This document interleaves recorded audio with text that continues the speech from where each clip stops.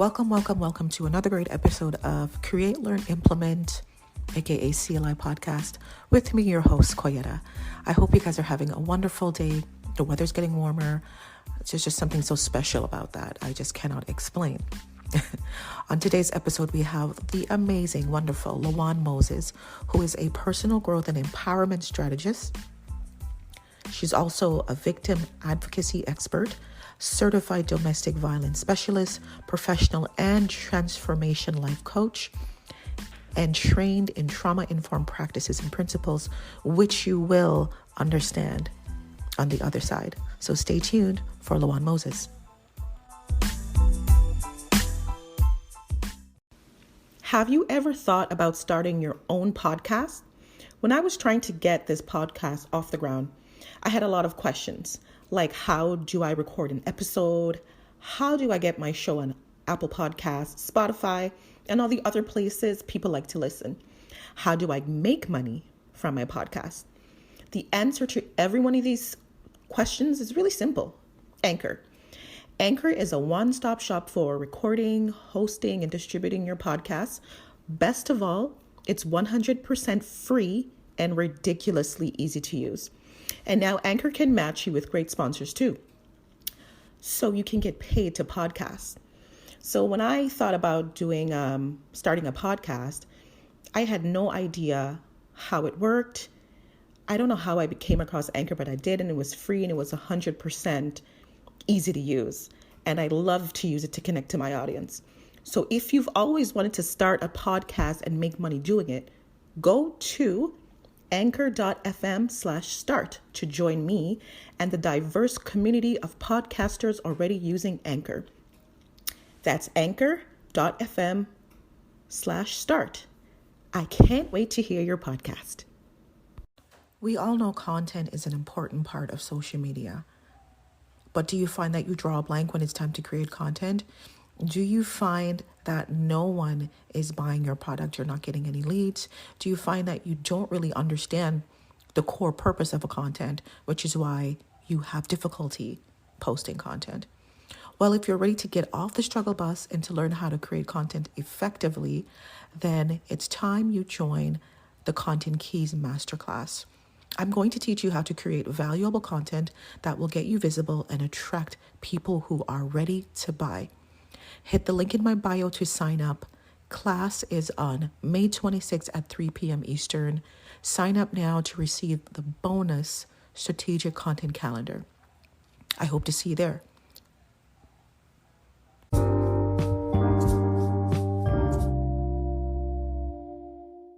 Thank you so much for being with me. For my audience, if you don't know who LaWann Moses is, she's a personal growth and empowerment strategist who helps ambitious moms transform their trauma into strength so they can manifest the life of their dreams. Isn't that what we all want as moms? Yes, definitely. Yes. Okay. So I'm going to have you put everything in your own words. Tell us give us some background on who LaWann Moses is. So hello, everyone. I am LaWann, and to put it all, let's see, if I could sum it up in one word, I would say that LaWann Moses is an overcomer. That's probably the best word that comes to mind. Yeah. So I am a woman, a wife, and a mom of 3. And my life has been full of many ups and downs, which taught me a long time ago how to survive, be resilient, have a determined spirit. And I really am just out here enjoying and loving life at the moment. That is amazing. That's what we all strive for. So Yes. Tell me, what led you into this space of advocacy and work-life balance? Like, what is the trigger? Well, as a lot of us, our own personal life experience kind of puts us on that path to things that we find our strength in. So for me, it was becoming a teen mom. So I had my son when I was 18. So before I even knew like who I was as a woman, I was already someone's mom. So then fast forward, going through life, being someone's mom, years advancing, getting married, having more kids, my identity became kind of consumed in my kids and my family. Yeah. So I was kind of looking to all of them to make me feel satisfied, to make me feel better as a person, better as a human, which was really unfair to them. Yeah. So it kind of hit me one day, like you hit that rock bottom moment where you're overwhelmed, you're fussing at everyone, you just feel stretched so thin. And Mhm. it's like, that's because you're not taking care of yourself. You're not doing anything for you. You're looking for all these outside sources to kind of make you feel content and fulfilled. And I was like, okay, something has to change. There has to be more to life than this. And I think a lot of us start to ask that question as we get older. There has to be more to life than this. Mhm. And that is what launched me on this kind of advocacy, personal development journey, because I started reflecting inwards, doing my own personal growth, personal development. And that has led me over the years to take skills that I learned way back when and put them now into business and to empowering others, because there are so many moms. Like my audience is moms, so I do a lot with moms. Yeah. And as my son, he now graduated, he's in college, but as he was graduating high school, there were so many people that are like, hey, my kids are older, I don't know what I'm going to do with myself, I don't know what I'm going to do with myself.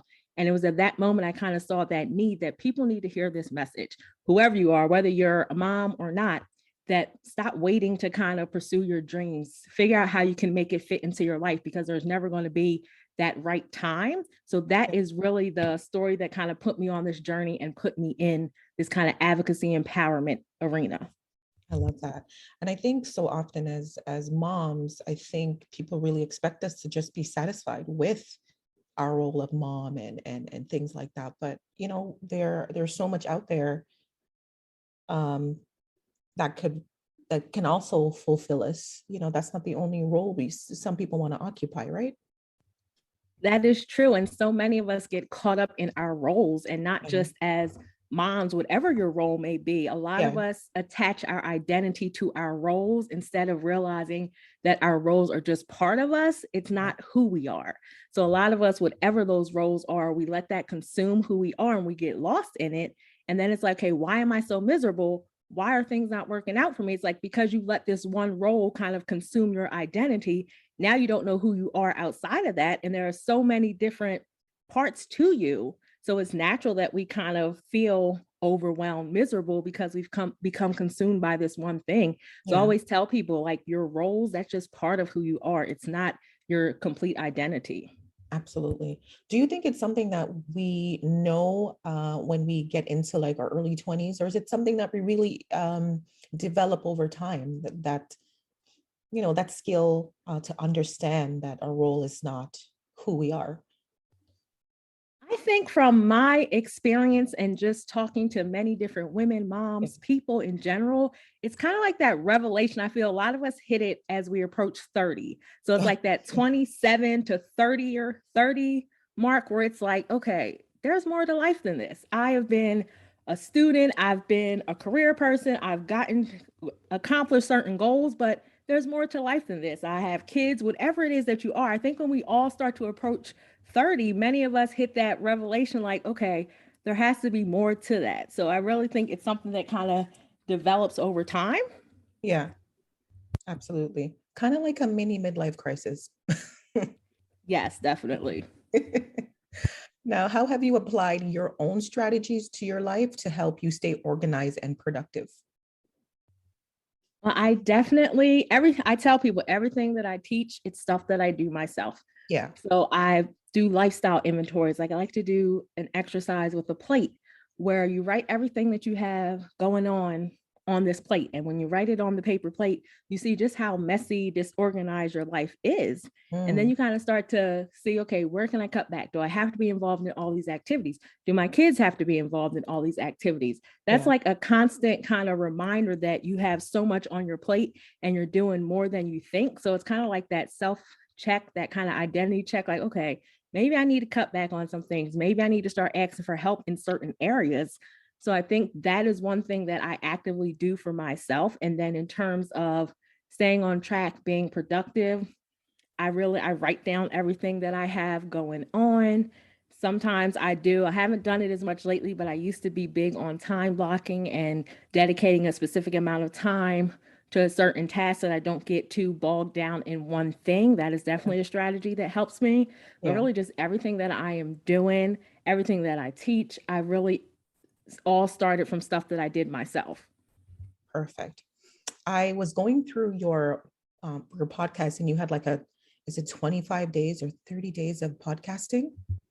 It was 25 days. What inspired you to do that? I used to be a blogger when I first started on this journey many, many years ago. Yeah, I did a lot of blogging. So there was a thing called Blogmas where you would do 25 blog posts leading up till Christmas. And then like on YouTube, there's this thing called Vlogmas where YouTubers do 25 videos in 25 days, or some do like the days leading up until Christmas, like that week before. yeah, But I decided, okay, why not? I'm up for a challenge. Let's try and do something called Podcastmas. I've never seen it done before. yeah. Not that I don't have enough going on, but hey, let's try and do this. So Yeah, it was a bright idea that I had. And once I said I was going to do it, I was kind of committed to it. But I mean, I was really proud of myself that I was able to do that yeah, and get them all out. I mean, thinking back on it, I'm like, that was completely insane. I don't know what I was thinking. And I'm like, if I do it in the future, I'll probably do like the 12 days of Christmas or something like that. yeah. But yeah, it was just a genius idea I had. And I'm like, okay, let's do it. I love that. At least you tried something, right? Yeah, Yes. And I am all about trying new things because you never know what might work. that's right. That's right. That leads me into this question. Is there such a thing as balance? I imagine when you were doing that, you were trying to find your balance there. What do you think? Say that one more time. I'm sorry, I missed the first part. No problem. Is there such a thing as balance?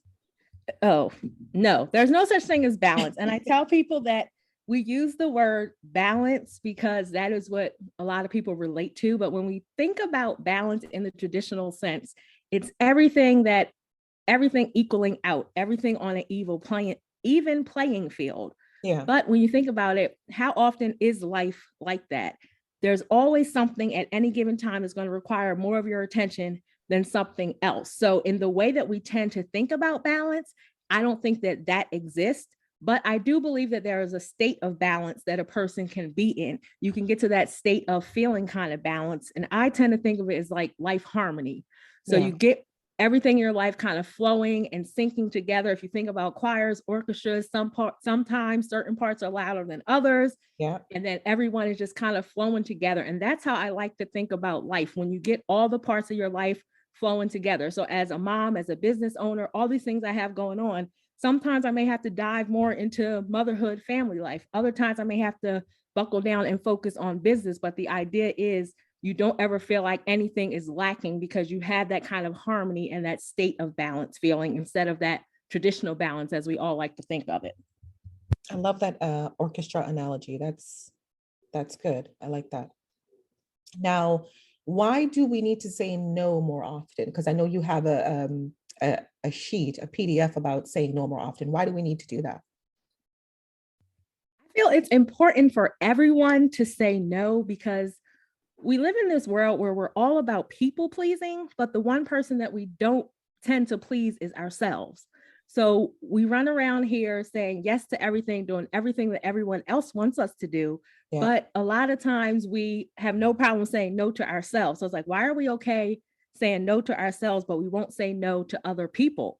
So to me, when it comes to saying no, like it's really important so that you can kind of start to reclaim your power, reclaim that control over your life so that you can start to do more of the things that you love and enjoy. If we're constantly filling our lives, constantly filling our plates with stuff that other people want us to do, then we're kind of going in that same circle of, okay, there has to be more to life than this. I'm not feeling content. I'm miserable. And it's because you're going around saying yes to everybody else, but you're saying no to yourself constantly. So I just like to tell people, flip it and think about, okay, if I say no to this opportunity, then I'm opening the door to say yes to something that I find fulfilling and something that I enjoy. So that's why it's important to kind of start saying no in your life.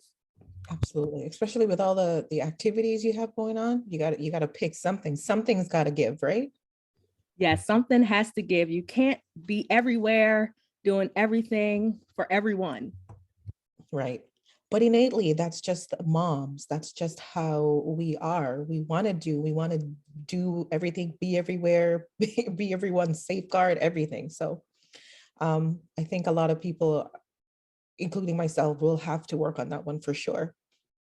Yes, it's something to work on. Like it's a constant, it's being intentional. It requires a lot of intentional action. And that's what I tell people.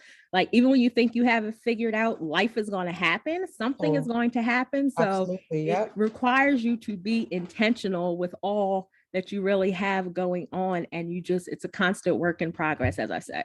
Absolutely. Now, as busy moms, what are things that we could do to master our time? That's my voice there. As busy moms, what are three things we could do to master our time? I would say the first thing that you already mentioned is to start saying no. You Yeah. have to start saying no to other people. I already gave my speech on why you need to start saying no. Yeah. And then the second thing is you really have to get a handle and get an idea of what you do with your time and where you spend your time. Believe it or not, there are a lot of people, a lot of moms who walk around here without planners, without anything to keep track of all the stuff that they have going on, and then wonder why they feel so crazy, why they feel like a chicken with your head cut off. So kind of get a planner, use your notes in your phone, use reminders, use a calendar, use something to start kind of tracking what you have going on so that you have an idea of where you're spending your time. And if you find yourself spending time in areas you don't necessarily need to be in, then that's where you can start to make adjustments. And then the third thing I would say is to ask for help and use the help. As you said, a lot of moms, we feel like we have to be everything for everybody, be everywhere, do all the things. I'm still guilty of that myself. So I'm going to be honest. I don't all the time ask for help. Like I said, it requires intentional action, but really start to ask yourself like, okay, can somebody else help me with this? Do I need to be doing this? Do I have to do this right now? Can someone else take over and do it for me later? And we have to also learn that when we ask someone for help, we have to let them do it. And it may not look like the way that we would have done it, but as long as it gets done, that's all that matters. And again, like I said, it's constant intentional action. I am still guilty of all of this myself, but it's just being intentional every day to just make better habits so that you can really start to get a handle on your time and reclaim some of that power in your life. Absolutely.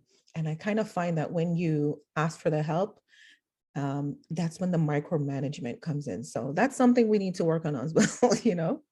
Yes, because we want to ask for help, but then we want to tell people how to help us and what it's supposed to look like. And it's like, okay, just because it's not getting done how you would have done it, it's okay.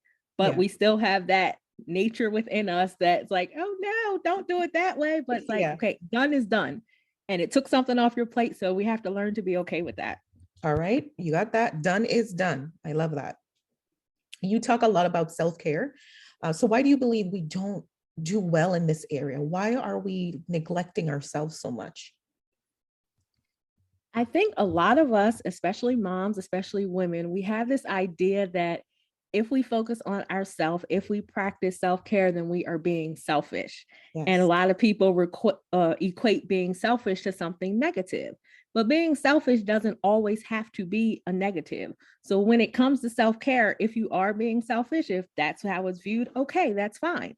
But we all have that right to replenish ourselves, to feel good, to be a content human being. So there is no reason why we should be feeling guilty about not practicing self-care. It's just really one of those things that we struggle with. It's like, okay, if I focus on myself, then I'm taking away from somebody else or taking away from something else. It's like, no, you're not taking away from anything else by focusing on yourself. What you're doing is you're filling up your own tank. You're making yourself feel good. So then you're able to show up as a better person to those people in your life. So I think if we flip the kind of script in our brain about what self-care really means, then we'll start to be okay with it and let go of the idea that selfish has to always be bad. Being selfish is not always a bad thing. Absolutely. Do you think that it's a generational? Because I find that the newer generation, they are more liberal with self-care. They kind of get it, but we seem to struggle with that. I definitely agree that it's generational, and it's one of those things like when you know better, you do better. So it's that kind of that thought process. Like we're just doing, like our generation, we're doing what we were taught, what our moms learned, what our parents learned, and they were doing what their parents learned. But now we're in this kind of self-awareness change kind of generations that we see happening to where we're getting more of these empowerment messages. And I see it evolving. Yeah. So I think that as creatures, we're just evolving, and we're seeing that, learning things each and every day, that to be a decent, productive human being, you have to be well as yourself first. So yes, I definitely think it is generational. Yeah, definitely. And evolving and learning never stops. So, I'm glad it's getting through to us, and it's, really impacted the newer generation. So that's good news. Yes, it is. So let's talk about your book, Rising Above Statistics, How to Overcome Obstacles and Achieve Success Against All Odds. So what led you to want to put your life and experiences on paper? Okay, yes. So for that book, that is based around my life as a teen mom who rose to success. And what led me to do that is going back to those days when I became pregnant at 17, had my son at 18. Yeah. There was just this stigma. I mean, it still exists today, but I don't think it exists on such a grand scheme. But there was this stigma that, okay, you get pregnant as a teen, your life is over, you're going to be in poverty. Like, there are all these judgments and things out there that are kind of charting the course for your life. Yep. And it's like, no, just because I have a child at a young age, that doesn't have to stop any of my dreams, anything that I want to pursue. Yeah. So I felt it important to put this message out there, not just for young moms, not just for moms in general, but people to realize that if you have an obstacle in life, if you face a challenge in life, it doesn't mean that your life is over. You can feel like things are not going well for a certain period, which I did. And I get into much detail in the book about that. Yeah. But then you kind of have this awakening moment where it's like, no, I have to do better. I can do better. So I felt it important to get that message out there because I believe storytelling is so powerful. And when we tell our story, when we're transparent in our journey, then someone else can look at us and say, okay, hey, if that person did it, they can relate to some part of our story. They may not relate to the whole thing, but if they can relate to some part of the story and say, hey, if LaWann did it, then I can do it too. So that book, I just felt it had to be put out. And from the time that I had my son, was on the system, faced different kind of challenges and all of that, and then finally got my degree, got my master's degree, it was like, okay, I have to tell this story. Now, it took me a long time to tell it, and it wasn't until my son was about to graduate high school, and I was like, you know what, you have to get this story out. You have to do it. You've been sitting on it for too long. Yeah. So that is what I did. I sat down and wrote it, and it has been so well received and has helped so many people. And I just feel like I have to continue to share whatever story I have. I have to just share and empower others because everyone has a purpose. And like, that is my purpose, empowerment and advocacy. Perfect. You're also a victim advocacy expert, certified domestic violence specialist, professional transformation life coach, and trained in trauma-informed practices and principles. So why, going through your experiences, why do you think most people, do you think most people realize that they're operating with trauma? The short answer is no. A lot of us do not realize we're operating in trauma. And I have learned a lot about trauma in my 15 plus years of being in victim advocacy. I still currently, in all of my business work and all of my busy life that I have going on, I still currently work full time for a police department assisting victims of crime. Wow. And what you learn is through all of this that everyone has some type of trauma, whether it's a big catastrophic kind of trauma or if it's something small. Everyone experiences some kind of trauma. Like, people don't realize that childbirth, becoming a mother, that can be a trauma, whether it's a good trauma, bad trauma, big or small, that is still a trauma. Yeah. A lot of people, when they think trauma, they're thinking like, okay, I had to be abused, or I had to be some type of violence. But no, there are traumas that exist on the small level. Mm-hmm. And many of us operate in that, even failed relationships. All those things kind of chart the course for how we make decisions. And it isn't until we start to think of things from that kind of trauma-informed perspective, which means, for those that don't know, trauma-informed means recognizing the impact that trauma has on our current decisions. So whatever is happening in our life, we recognize that our reaction to certain things is based on past experience. So that's a breakdown of what trauma-informed is for anyone who doesn't know. Yeah. But when we start to realize that the way I react to a situation is because of my past experience, then that kind of helps us start to change things, change the way we do things But a lot of us operate in this trauma state because we don't want to address those feelings, be it something very bad or something kind of small, like a divorce, moving a lot as a child, whatever it is. We don't want to go back and address those things because it's painful. Most times it's painful and we don't want to deal with that. But what you find is that if you keep running from it, you're going to keep going in circles. And it's not until you start to address it, whether that's therapy, whether it's journaling, meditation, whatever it is for you, until you start to kind of process that trauma and allow yourself to heal from it, you're going to run in circles. You're going to encounter the same kind of issues because you can't escape trauma. You have to heal from it one way or another. Yeah, true. Given your story, what is one message that you would tell your 18-year-old self? I would tell myself to slow down, girl. You got your whole life ahead of you. Yeah. And that is really what I would say. I mean, I was moving and I still move at a fast pace, but thinking back then, I was moving so fast, making decisions that I probably shouldn't have been making, which led to me being a teen mom. And then you try to fill different things within yourself with external resources. Yeah. So I would tell myself to kind of slow down. There's no rush. You have your whole life ahead of you. So enjoy the moment, enjoy where you're at, and everything else is going to come. Absolutely. Now, do you think you could be a successful person even though you suffer from trauma, even though there's something in your past that you haven't recovered from? Do you think you could still find success? Yes, I believe that everyone can find success. I mean, even if you have trauma and you live with trauma, I believe you can find success. But my question would then become to people that are not processing, not healing from their trauma. When you find that success, are you going to recognize it? Because a lot of people keep striving and keep going because the success, because the achievements makes them feel better from whatever that trauma was, because they haven't healed from it. There's that constant strive for success. So are you just going to keep pushing and not be able to enjoy the moment because you can't sit with yourself? Because when you sit with yourself, all that trauma comes up. So yes, you definitely can be successful, but what does your life look like being successful in a trauma state? Yes, that's an excellent point. Now, as an adult, when did you realize that you still had trauma or triggers, and what was the first step you took to address it? And what are some steps we could take? I think you mentioned a couple ahead before, but we can go back through that. Yes, that's fine. So I would say I recognized I had trauma. It would have been after the birth of my third child. So she's 12 now. So I would say she was about maybe 1 or 2.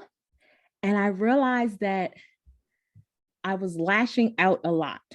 I was short tempered. Like I said this earlier, overwhelmed, miserable, burnt out, short temper, lashing out. I was just a miserable person. And I realized that the things that happened to me in my past, becoming a teen mom, going through the system, up and down relationships, all those kind of things impacted me and had me feeling a certain kind of way that I was now projecting to my current relationships. So it was kind of like, once I realized I was lashing out, I kind of had to check myself, like, wait, your kids, your husband, they didn't do anything to deserve this. Why is this happening right now? So it was kind of like that immediate self-reflection. I would say that was the very first thing I did, was kind of stop and pause and recognize it. I think that is the first thing we have to do, is identify, recognize, and accept that we have that trauma. Because if we don't kind of recognize that we have an issue, kind of like the same when people go to AA and NA and all of that, if we don't recognize that we have it, we can't do the work on it. So the first step is going to be that you have to recognize that you are dealing with this trauma. And then once you recognize it and put a name to it, then you can start to go through the steps to kind of change that. So I did go to therapy at one point in time, and I recommend therapy to everyone. Medical professionals, psychiatrists, psychologists, they exist for a reason. I am big on prayer, and I'm a Christian, God, and all of that. But I believe that there's a place for God and there's a place for therapy. So just because I went to therapy, it didn't mean I stopped praying. So yes, definitely therapy. I recommend, if it is that level, that degree to where you're not able to do other type of self-care practices, definitely seek out therapy. Then other things you can do is kind of journaling, get that stuff out of your head, get those emotions out of your head, start to write down the things that you went through. Write a forgiveness letter. If it's something that you did, write a letter forgiving yourself for the things that you did. If it's something somebody else did to you, write a letter forgiving them, because a lot of us don't realize that we hold on to things we don't forgive. And just because you forgive, it doesn't mean you're going to forget. But when you forgive and say, okay, I know that you did X, Y, and Z to me, and I forgive you for this, it's that freedom that you allow yourself to let go. So you have to start to forgive yourself, forgive your past, journal, write it out. If you, whatever your spiritual belief may be, pray, meditation, whatever it may be, I think that those are also very helpful. So those are just a few ways to kind of start to process and heal from trauma. And I think it's important to point out that healing takes time. Yeah. And a lot of times, even when we feel like we have healed, something else will come up and trigger it. So we can't beat ourselves up when we're like, oh, I should have healed from this by now. Nobody can put a time limit on your healing. Yeah. It's just, again, intentional every day. And who knows, years can go by and you may feel like you've gotten over something, that you may smell something or a song comes on. Yep. Anything can trigger you. And it's just going through that process and just not getting stuck kind of in that moment. You can allow yourself to feel those feelings, but don't get stuck there. Oh, 100%. You work in law enforcement, so I'm sure you see a lot of trauma. What's happening in that field in terms of trauma? There is a lot of trauma. So I work in law enforcement, and the police department that I work for, our jurisdiction is mostly household. So with households comes a lot of domestic violence. So yeah. I deal a lot daily with domestic violence victims, and there's so much trauma there. And then there's a thing of trauma bonding, where you're bonding to your abuser and all of those type of things. There is just, people are going through a lot more than you may realize, because no one knows what happens behind closed doors. Yes. So when we talk about trauma, it exists, it is everywhere. People that you may not know are going through things, trust me, they are. Yeah. And we do as much as we can to kind of help people out of their situations, give them the resources that they need. But again, especially when it comes to domestic violence, it's something someone has to be ready for. But trauma is loud and it's going to be everywhere. But yeah, trauma is loud. I like that. It's so true. It's loud. Being that you are in that environment, I imagine you see a lot, you feel a lot, and being a mom and being a business owner, there's a lot of stresses going on. So what do you do, LaWann, to wind down? What is your self-care routine? So my biggest self-care thing, and I tell people self-care does not have to be complicated, doesn't have to cost you money, and doesn't have to take a long time. So one of the biggest things for me, I would say on a day-to-day basis, is finding those quiet moments where I can be alone.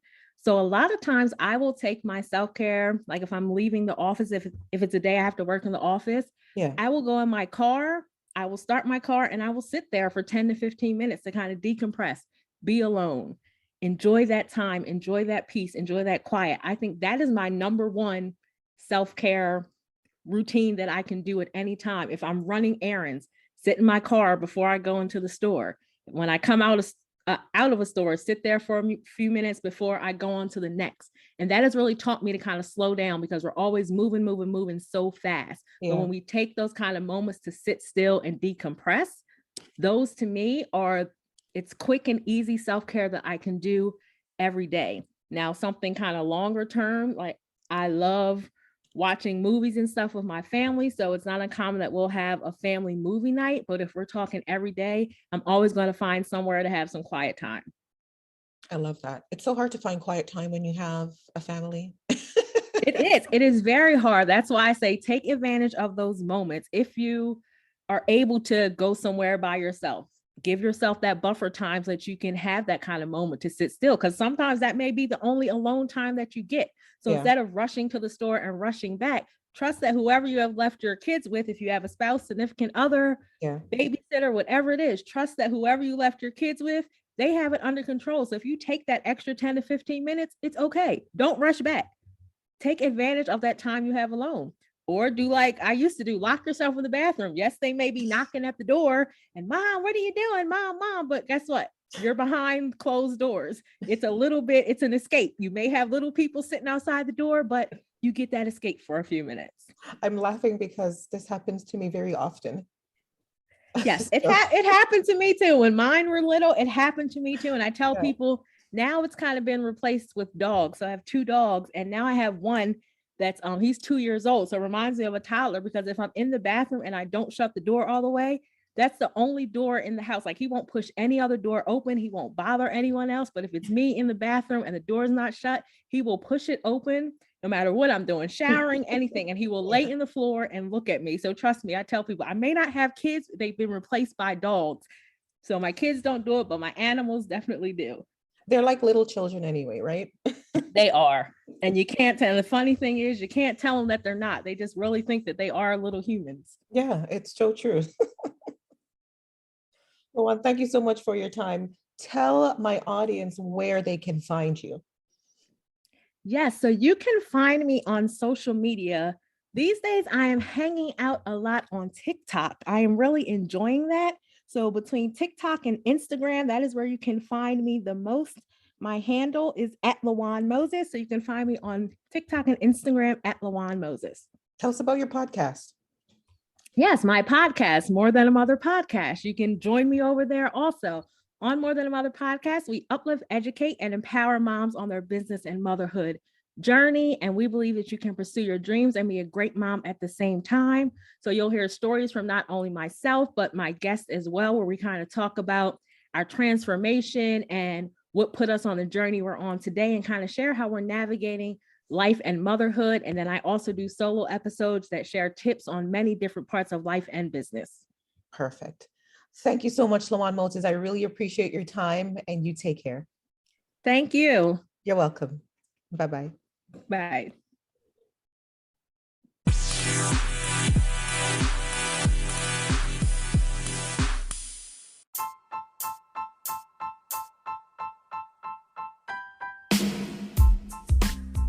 Thank you for tuning in to another great episode.